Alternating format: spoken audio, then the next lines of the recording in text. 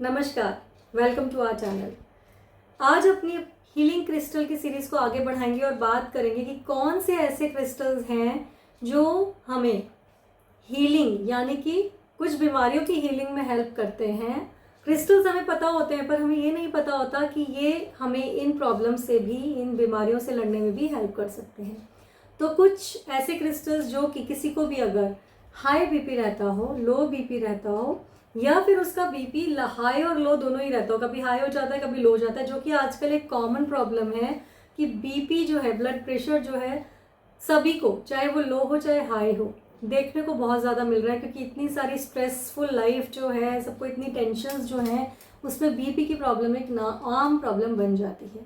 तो ऐसे में कौन से कैसे क्रिस्टल्स हैं जो हमें हेल्प करते हैं, ये मैं आज आप लोगों को बताने जा रही हूँ। तो किसी का भी अगर बीपी लो रहता हो तो जो क्रिस्टल्स हैं जो हमें हेल्प करते हैं वो मैं अब आपको बताने जा रही हूँ। आप लोग कॉपी पेन, जैसे मैं हमेशा बोलती हूँ, नोटपैड ले लीजिए जब भी आप हीलिंग क्रिस्टल की सीरीज़ को देखते हैं। तो लो बीपी के लिए जो क्रिस्टल्स हमारे हेल्प करते हैं वो हैं carnelian, tourmaline, रोडोक्रोसाइट, red कैल्काइट and sodalite. ये वो क्रिस्टल्स हैं, चाहे आप इनको कंबाइन करके पहनिए। सोडालाइट को आप कार्निलियन के साथ कंबाइन नहीं करेंगे, बाकी क्रिस्टल्स को आप कर सकते हैं। या तो आप सोडालाइट चूज़ कीजिए, कार्निलियन चूज़ कीजिए, या फिर आप कार्निलियन के साथ टर्मोलिन को ऐड कर सकते हैं। तो ये क्रिस्टल्स अगर आप पहनते हैं तो आपका बीपी जो है, अगर वो लो साइड में रहता है, लोअर साइड में रहता है, तो वो आपको हेल्प करता है कि आपका बीपी कंट्रोल्ड रहे। अगर आपको बीपी को बैलेंस करके रखना है, मतलब कभी बीपी हाई हो जाता है कभी बीपी लो हो जाता है, तो ऐसे में आप कौन सा क्रिस्टल पहनेंगे? ऐसे में जो क्रिस्टल्स आप पहनेंगे वो हैं ग्रीन एवेंचुरिन या फिर टर्मोलिन। टर्मोलिन और ग्रीन एवेंचुरिन दोनों ही ऐसे क्रिस्टल्स हैं जो आपको बीपी को बैलेंस रखने में बहुत हेल्प करते हैं।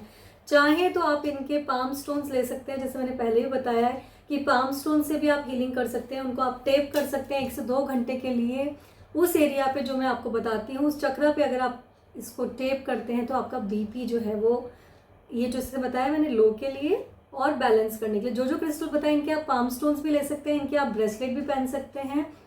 अब जो इक्वलाइज करने के लिए मैंने आपको बताया ग्रीन एवेंचुरिन और टर्मलिन, इनके आप पाम स्टोन लेके अपने हार्ट चक्र के ऊपर, जब भी आप बीपी के लिए कोई भी क्रिस्टल लेंगे, अगर आप उसको पाम स्टोन के रूप में यूज़ करना चाहते हैं तो अपने हार्ट चक्र के ऊपर उसको टेप करेंगे। अब बात आ जाती है हाई बीपी के केस में जो क्रिस्टल्स आप यूज़ करेंगे, क्योंकि देखिए बीपी हाई होना बहुत भी अच्छी बात नहीं होती है, क्योंकि हाई ब्लड प्रेशर हो चाहे लो ब्लड प्रेशर हो, दोनों में ही हमारे ऑर्गन्स के ऊपर डायरेक्ट इसका इफेक्ट आता है। तो दोनों ही को हमें बैलेंस करके रखना चाहिए। तो हाई बीपी में जो क्रिस्टल्स आपकी हेल्प करते हैं हाई बीपी को कंट्रोल रखने के लिए वो होते हैं chalcedony, amethyst, blood stone, chrysocolla, kyanite, labradorite, lapis, lapis मतलब lapis lazuli, malachite and rhodochrosite. इनमें से आप कोई भी क्रिस्टल ले सकते हैं, चाहे आप 2 या 3 क्रिस्टल को कंबाइन भी कर सकते हैं। ये आपकी बहुत हेल्प करेंगे आपके बीपी को बैलेंस रखने के लिए। अब जैसा मैंने आप लोगों को बताया कि आपको या तो इसका पेंडेंट पहनना है, इसका ब्रेसलेट पहनना है, कंबाइन करके ब्रेसलेट पहन सकते हैं, या फिर आप इनका पाम स्टोन लेके उनको आप अपने हार्ट चक्र के ऊपर रख के भी अपने बीपी को कंट्रोल कर सकते हैं। हमेशा मैं ये बात बताती हूँ, जब भी आप क्रिस्टल्स को किसी भी प्रॉब्लम, किसी डिजीज़ के लिए यूज़ करेंगे, ऐसे केस में आप अपनी मेडिसिन बिल्कुल बंद नहीं करेंगे। जो भी डॉक्टर का ट्रीटमेंट चल रहा है वो आप कंटिन्यू करेंगे और उसके साथ साथ आप क्रिस्टल्स की हेल्प लेंगे।